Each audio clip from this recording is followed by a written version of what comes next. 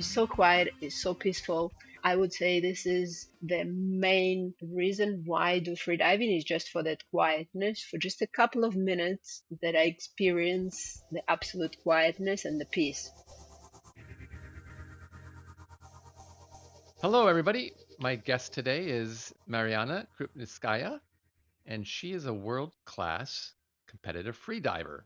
The kind of people who like to dive deeper in the ocean than I would ever consider going with scuba gear, and they do it only with the air in their lungs. Thanks for joining us today, Mariana. Take a deep breath and tell us a little bit about yourself. Hello, everyone. Thank you for having me today. So I've been competing in freediving over the last 12 years. Well, a little bit more, 13 years actually. I'm a Russian French athlete. I'm currently competing for a French team. I'm a 9 times world champion in freediving. I got also world record in the past, and I won a lot of different competitions throughout my career. And today we're going to speak about my experience, and I hope it would be an interesting topic for you to listen to. Well, I am fascinated. I can't wait to hear because honestly, Mariana, I don't know anything about free diving. I spent a lot of my time this past summer sailing on a boat, and I came across a bunch of free divers, and I never thought about that sport before, and I thought, huh, I wonder what that's all about. And then that's how I came across you, and I figured what a perfect guest to have. So without getting into too much detail yet, just tell us what free diving is all about. What's the essence of this sport? Well, yes, as you mentioned, actually, freediving is a super simple sport. You take a big breath and you dive down as deep as you can. So, That's the so main I goal. had it right. Yeah. Okay, I had it right. So the competition in freediving, it could be either in the pool or in depth. In the pool, the idea is to cover the maximum distance, and in depth is to cover maximum distance, but for depth. There is also a breath hold when we just hold our breath without moving. That's also one of the pool disciplines. Yeah, basically, the main separation is between depth and pool because in depth, the winner is the one who dives the deepest, and in the pool, the winner is who covered the most distance. And what type of free diving do you specialize in? Well, throughout my career, I actually competed in all disciplines. So I do like now a bit more depth because it's a bit easier, I would say, from one hand. Because let's say in the pool, there is an element that you will have to swim all the time. But in depth, we'll go further through it. But there is a part, let's say, like going uphill and downhill with a bike. There is half of it that you don't need to do anything and you're just going downhill. So the same idea is with depth. Part of the dive, I don't actually need to put a lot of effort because I'm going down and I'm using negative buoyancy to help me to go down. But on the way up, I Hmm. have to work. So it's very similar to biking. Yeah, but you say doing depth is easier because you don't have to work. But if you ask me, the hardest part isn't the working, it's the holding the breath. And that would be just as hard whether you're swimming in a pool or holding it going deep, right? Well, I mean, psychologically, in the pool, you can basically finish your distance at all times because Yeah, there is just half a meter above you, and yeah. in the pool is very simple. You can like you don't feel that the dive is doing great, and you just finish there. But in depth, the factor is that if you're going for the dive, you will have to finish it because there is, I don't know, 50, 60, 70, 100 meters of depth above you, and you have to come back to the surface. So, yeah. Well, so in that sense, I'm thinking, and you tell me because I really don't know. I'm trying to project myself into a pool or into a deep dive in the ocean. I gotta believe that the mental game in the pool is in many ways more difficult. Yes, that's true. Because of that quitting element. That's right. It's so easy to just pop your head up and take a breath. Exactly, Yeah. exactly, yeah. Also, like the difference between pool and depth competitions, when we're competing in depth, we have to announce the depth that we're going to do the day before. So let's say tomorrow is the competition, and today I need to say what depth I'm going to do tomorrow. So I need to consider what will be the weather, will there be any current, I'll have to guess how I'll feel, and then I need to put my announcement accordingly to this. So I'm telling that I'm going to do this depth and I'm committing to it. While in the pool, the rule is different. You have to do the distance bigger than you announce. So you don't have penalty points. So let's say you can announce 1 meter and then do 200. And that's also an easier part of the game in the competition. Is there any benefit to in the pool announcing a longer distance as long as you do more than that? Like, why would you announce 1 meter? You would announce 1 meter because like that you'll be the first one to start. So Oh, yeah, then the start list is defined by the announcements. Usually in the ah, pool from the smallest number to the biggest number. So let's say if there is somebody who is very nervous, they would announce 1 meter and they would cover a very long distance. And then they would have to be there waiting and hoping that nobody will do more.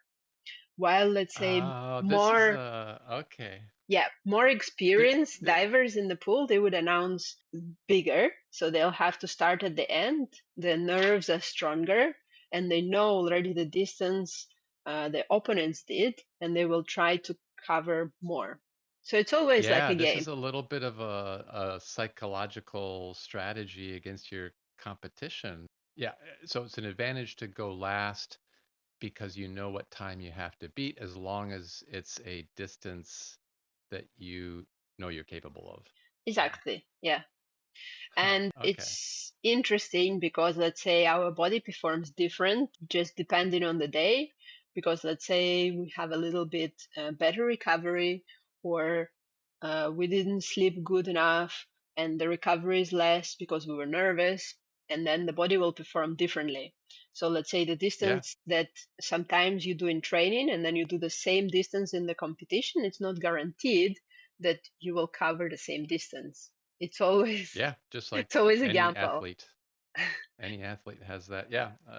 But the consequences might be bigger here. So on that mental note, going back to the point of maybe the mental game in the pool is harder in some ways because it's so easy to quit and pop your head up. But on the other hand, there's just as much of a mental game with the deep diving, I would think, because the only difference is y- the mental game is comes much earlier in the event. You have to decide when to turn around and go back up.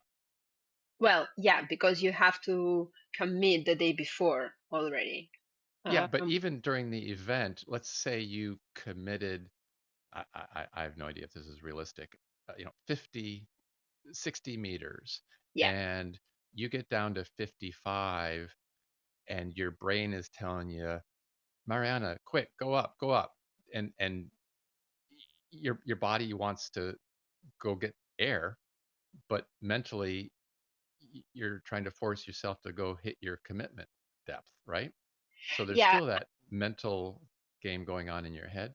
I mean, in depth is different. The main factor that we have is equalization. So obviously we're descending down and we have to equalize. Uh-huh. So the main problems that we might experience would be losing the equalization. So let's say if the person is going down and then he's a little bit tensed and or he's thinking a bit too much, then he will lose his equalization and he won't be able to equalize. Then the only thing he can do is turn early or turn around and come up to the surface. Because if you carry on going down, then you would damage the eardrums, and it would be Yeah. much harder to recover. Yeah. So there's that, the equalization, but there's also going to be dives when you just know that you're going to have to turn around before you reach your target depth because maybe you just didn't take a big enough lungful of air. Not necessarily, because what happens when you free dive, the lungs at depth they compress, so the partial pressure of oxygen gets higher in your blood. So actually, when you're at depth, you never feel uncomfortable or you never feel out of breath. But Oh, usually that wow. happens when you're surfacing, so the last 10, 20 meters, because your lungs re expand and the amount of oxygen is Uh-huh. dropping.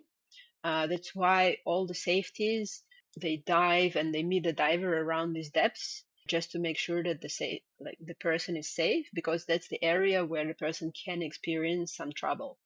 Oh, interesting. I had no idea. I'm going to come back to that point in a few minutes, Yeah, because I do think I wanted to talk a little bit about the safety aspect. But tell me, I had done a little bit of Googling, and I see there's events like constant weight, variable weight, free immersion, no limits. Can you explain some of the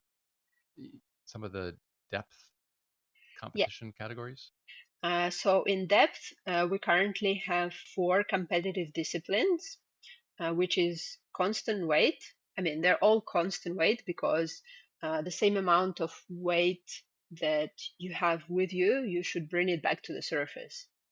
In the past, there were also competitions in variable weight and no limits, is when a person goes down either with a big weight or with a very heavy platform and then comes back either by himself or comes back on the inflated big balloon that has been inflated from the scuba tank.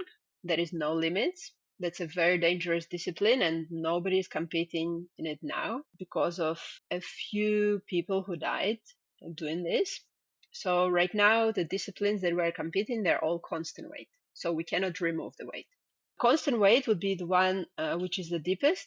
So when the athlete is allowed to use usually a monofin, then Uh-huh. another variation would be the bifins.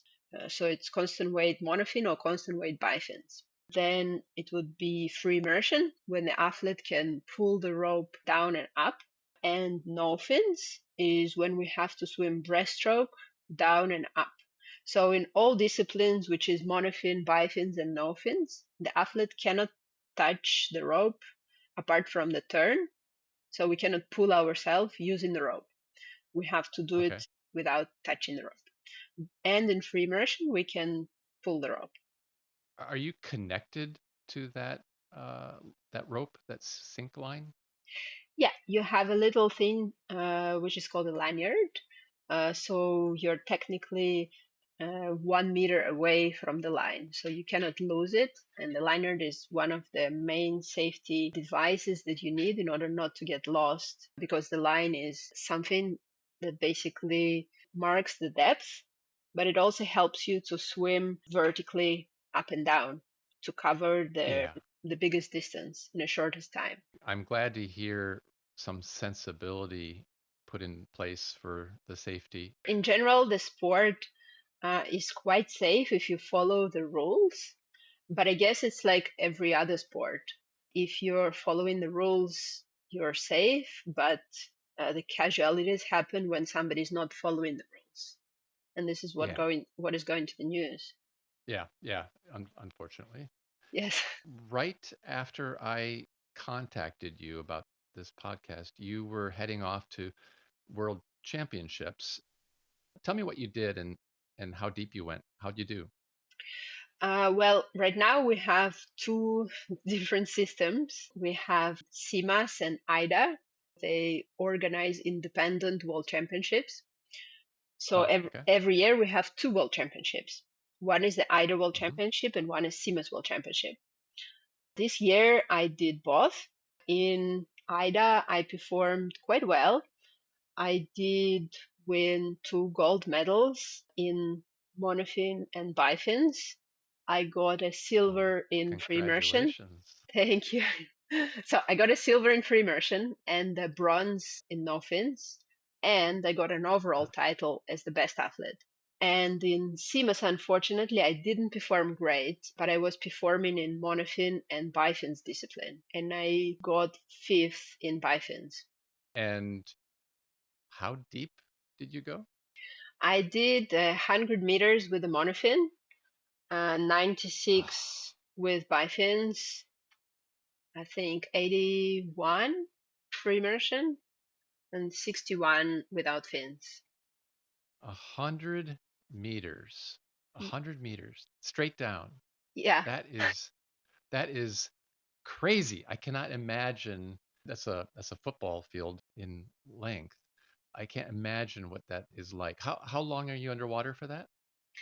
the whole dive is just over 3 minutes. I think my dive was around 3:10 or 3:15, so it's the total time. So right there, I've got a problem because I probably can hold my breath about 35 seconds. I I think I'm going to go to the pool on Monday and try because I have no idea how long I can hold it. But my guess is not even a third of what it Well, took for you. sure, when I tried it at first, I couldn't hold my breath for so long. My breath hold now is nearly 7 minutes if I don't move, Oh, because it's longer. wow. When you're moving, your muscles are actively using oxygen. Sure. Yeah. So yeah, Okay, I'm going to come back to that point because I want to hear about the breath holding training that you do. But let's take that 100-meter dive or any of these 96, 85. They're all deep. Like I've scuba dived before and I've never gone deeper than probably 25 meters, maybe 20. yeah. And that felt really deep. So what's it like down at 90 or 100 meters? In some locations, it's quite cold on the bottom. In some places, it's pitch black. In some places, it's bright. Let's say in Rotan, it's very bright. It's very nice. Just because the water is clear? Yeah, yeah, because the water is very clear. There's very good visibility. Can you see the surface from 100 meters down? No, no. Yeah. Maybe, I mean, it depends on the visibility. If the visibility would be like 40 meters, I could see the surface from 40, or maybe from 50, question mark. But in general, I would say 40 meters would be the max visibility that I could Do you even look? Do you just have your eyes closed? What when you're going down like that, are you and going back up, are you just I kind of imagine you just going into kind of a trance, kind of a meditative state. Yes. What are you doing? What are you thinking as you're going down and back up? It's not a very fun dive. It's it's like a competitive dive. So Okay. generally, I would be very focused. It's actually quite hard to keep your brain focused for 3 minutes and not letting any thoughts come in. Yeah, I would be very focused on my technique, on being relaxed, because if I tense up, I might lose my equalizations. So it's very important to be relaxed. So I'm scanning my body as I go down to see if I'm tensing somewhere. At the same moment, I have to fin down to go through the Hmm. positive buoyancy. I'll have to think about my technique and generally where am I? I would usually have alarms. So let's say my first alarm would be for equalization. We have a certain technique, so we move the air from the lungs into the mouth, so we can use that air from the mouth for equalization. Because if we don't Hmm. do it, the lungs will be so compressed that we cannot get any more air out from them. Ah, That's why we use the air from the cheeks. So I have the ah. first alarm for this. Then the second alarm would be for the free fall, is when I stop finning and then I just let the negative buoyancy help me, and I'm able to fall at a speed around 1 meter per second of just doing Oh. nothing. It's the best feeling of just like flying down. And one more alarm I would have just a few meters before the turn. So it's just an indicator that you're there, wake up, would be the turn soon. So, yeah, I mean, it's. I would say it's similar to any other sport, like professional athletes. They're all focused on what they're doing. They're just in the moment, and that's the same thing in freediving. If we're talking about competitive freediving. Yeah. No, this is fascinating. I had no idea. Just your comment about moving the air from your lungs to your mouth so that you don't lose that ability to clear. I would never have. There must be all kinds of little techniques that I would never have thought about. How did you get into this in the first place? Well, actually, it happened back in 2008. I was practicing scuba diving in a club, in a students' club in Moscow. And one of my friends, he just did a freediving course in the pool. Back then, freediving was really something new. And while we were waiting for the equipment and just swimming in the pool, he said, "Look, there's this thing called freediving. You just inhale and you swim underwater." I'm like, "Okay, let me try." But I used to be a competitive swimmer in the past. This is a very important Okay. note that I know how to Yeah. swim properly. So I did cover 75 meters in the pool without fins on my first try. And everybody said, "How did you do it? Can you teach us?"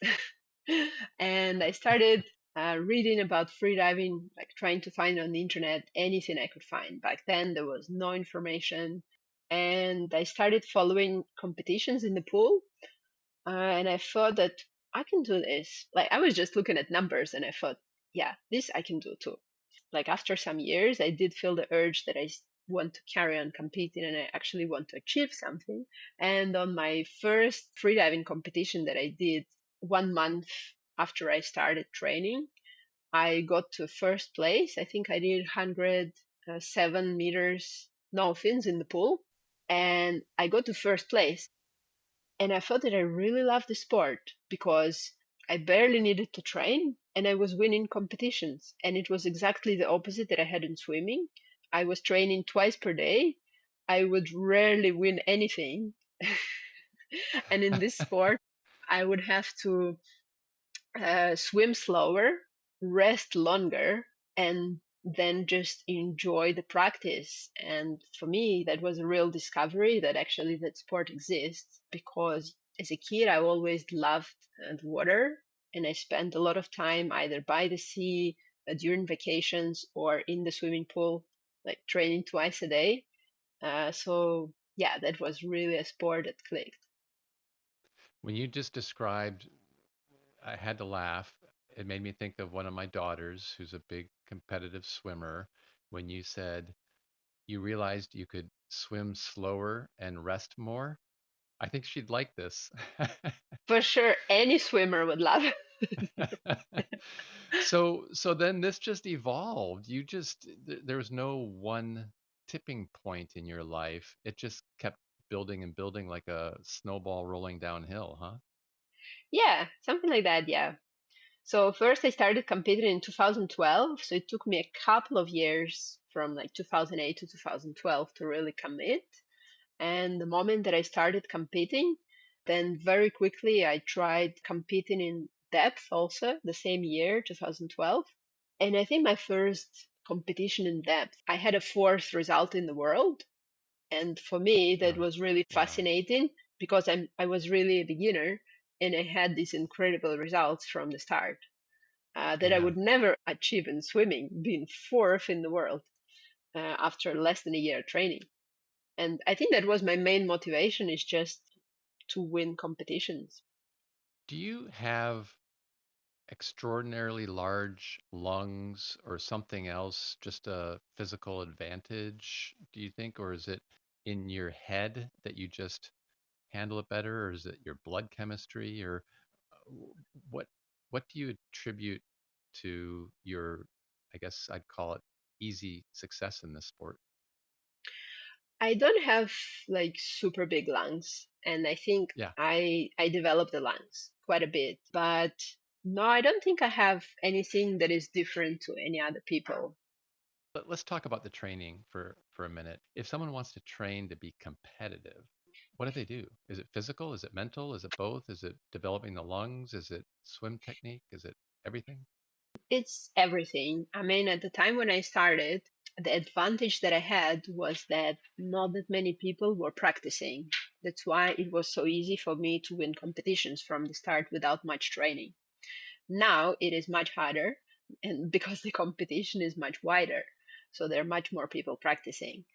I would say for the start, the best base is training in the pool because in the pool we can build a lot of technique and we can also build good adaptation for the high CO2 levels.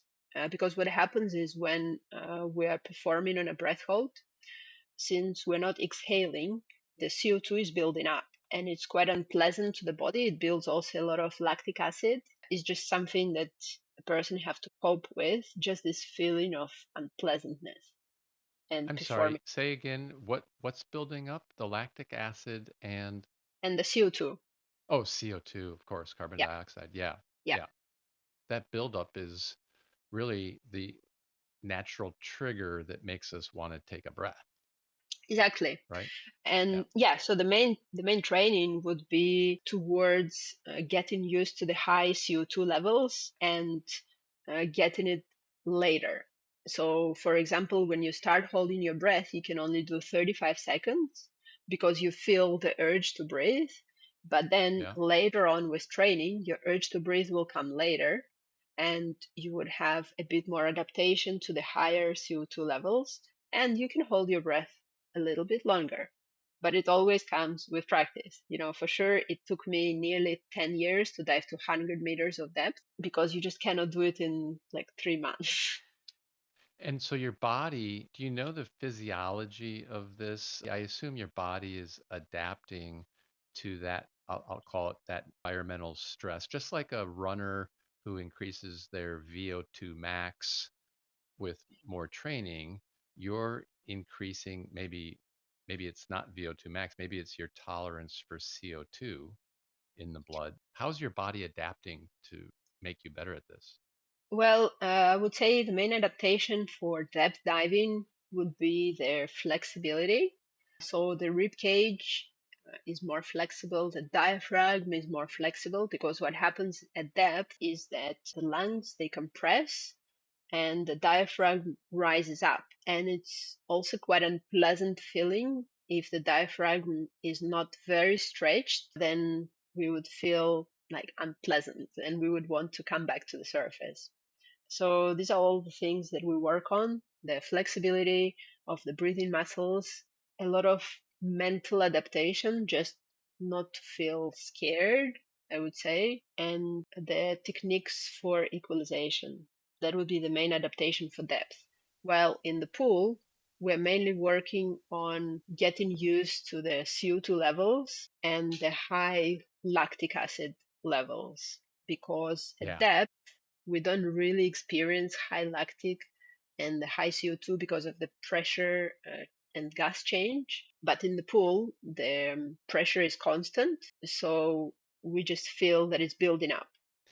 I can see now what you're describing. I would never have guessed how different those two would be, pool versus depth. Uh, I can see what's going on with the body and how you feel is quite different.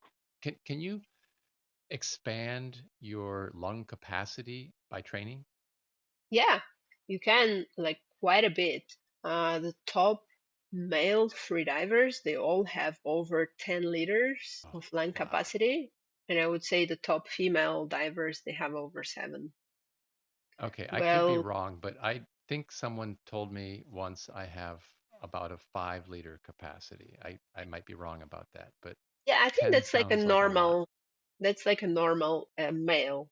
I think for Okay. female it's maybe around 3, 4. So Wow. top free divers we have double of it. Well, I can see that would help a lot. That's actually got to be kind of healthy having big lungs, Yeah, right? for sure. Yeah, because we do a lot of breath work and the exercises for this. And also, I would say what is quite healthy is the mental state because we learn how to deal with these high levels of stress. and how to stay calm under stress and how to still perform under stress. So I would say it's a very interesting technique for lots of people just to try. Yeah. I almost think of it as like almost a state of meditation. But when you say deal with stress, what do you mean with stress, and what is it you're doing to deal with it? Are you talking physical stress or mental stress or Well, both, because look, you put in yourself through the thing that you're underwater, you're not breathing, and you're there on your own. yeah, So, that's not a natural state for humans, is it? exactly. What is funny in freediving competitions, people actually pay the competition fee, so they pay not to breathe, which is Yeah. funny. Yeah. But Air yeah, is that's still what it is. cheap. Yeah. Exactly. Yeah. So yeah, I would say it's very similar to meditation, but your body still have to do some physical activity. So it's not just like meditation when you're lying down or sitting down. Your body will still have to move. It makes you have a very good control over your body and then over, in general, awareness of what is happening mentally and physically. I think I heard you kind of hinting that maybe there's a part of this that you just enjoy for enjoyment's sake. Explain what a pleasure dive is like for you. Why do you like it? I mean, even during my training dives, I wouldn't say competition, but during my training deep dives, I would still have that feeling too. I love it, I would say, first of all, because there are no problems. So you go down underwater and there is absolute quietness. So the brain, during the day, there is always some conversation that is happening inside our brain. There is always some thoughts that we think during the day. We should do this. There is like a to-do list in our brain. And when I'm underwater, I don't have to think about anything. So it just disappears out of my head. And this is amazing. It's so quiet, it's so peaceful. I would say this is the main reason why I do freediving is just for that quietness, for just a couple of minutes that I experience the absolute quietness and the peace. I think a lot of people might have an impression that free diving is a dangerous sport. And the way you described it and the way I'm picturing it in my head is it must be so incredibly relaxing. As long as you're not feeling that panicked, I need air feeling. Yes, as long as you're not fighting with it as a hostile environment, as long as you think that you're trying to basically dissolve yourself in that element, then you would really enjoy the practice. But there are lots of people who, let's say, are trying to prove something to themselves, to other people, and that's not really the way how we do it. If on the way down I would totally feel the quietness, on the way back up I would just enjoy my movement. If I'm coming up with a big monofin, I'm just enjoying this wave movement and just the speed, the feeling of water on my face, and the color changing from darker blue to lighter blue. The way you described it, it makes it sound very appealing. I think it maybe largely answers my next question of why should someone try free diving? I would say the main would be the psychological experience that our minds are going through, because that feeling of being underwater and not wanting to breathe, it's very interesting because it's natural for us to breathe. It's natural for us to be scared of certain things. And there we develop a feeling of being underwater, which is not our normal environment, of not being scared of it. And it's a certain freedom, of doing this. What would you recommend to somebody who's curious to try it? There are lots of different systems now. So it's structured a little bit like scuba diving. There are different levels. So level Okay. 1, 2, 3, like in some systems 4, where on different levels you learn different skills and safety rules to practice yourself safely or to practice with a partner. Usually it's supervised practice. But I would say to start with is to search for a local club around where you live so you can start a practice with them. and then go for a trip and do it in the open water, because doing it in the open water is the most fun. Many people, they, let's say, learn freediving when they do sailing, because quite often the anchor gets stuck and they need to Oh dive yeah. down and untie it. I There had a was lot of more than students. once, yeah, Yeah. more than once I had that need, and I I think my max free diving depth was probably 7 or 8 meters, I'm ashamed to say. Yeah, I mean, it's like a certain skill, for, let's say, people who do sailing. I had a few students who came to me and they said, yeah, we want to learn freediving because of this. It's very practical. Let's say many people Yeah. learn it because they want to go swimming with dolphins or with whales, and they just want Oh to yeah. be able to stay underwater and to swim with them. For the listeners here, I mean, it's such a low cost, accessible, low impact, I'll call it a sport with natural beauty, relaxation. I mean, I can't think of anything better in that regard, right? Well, if you don't do it professionally, obviously, it looks like you don't need anything for freediving. But then once you become professional, you need 10 different wetsuits, like the runners. It's the same as in Yeah. running. It feels like you only need shoes, but then you Yeah. need different wetsuits with different thicknesses for different water temperatures, lots of different Yeah. accessories, like lots of things. But I, if you do it on amateur level, yes, you only need fins, a mask, and maybe a wet. that's funny because I can now imagine what your closet must look like. Very different than most people's closets. Yeah, I have a lot of wetsuits. Well, tell me, what is your next goal with diving? You've been doing this, you said, for, well over 10 years. You've been an instructor, you're a competitive diver. Are you doing something new and different in the future with diving?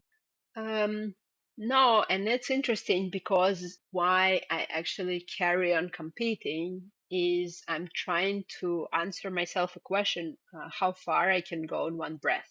And I'm still trying to figure out the answer, because pretty much every year I feel that I can improve and I can do better. And that's fascinating for me, and pretty much for everybody who does freediving, is just that feeling that you can do better, next time. Good for you. I wish you the best of luck. Thank you. I learned a tremendous amount on this call. I really enjoyed it. I appreciate it. Thank you for your time. Yeah, thank you too. It was a pleasure to share, and I'm always open to share more. Thanks for listening to the Carpe Diem Live Your Dream podcast. If you like the show, there's nothing more valuable to me than you following it and sharing it with others. I drop a new episode every Friday, so tune in again for another great adventure story. And check out the accompanying website, www.gocarpediemnow.com, and then go seize the day and live your dream.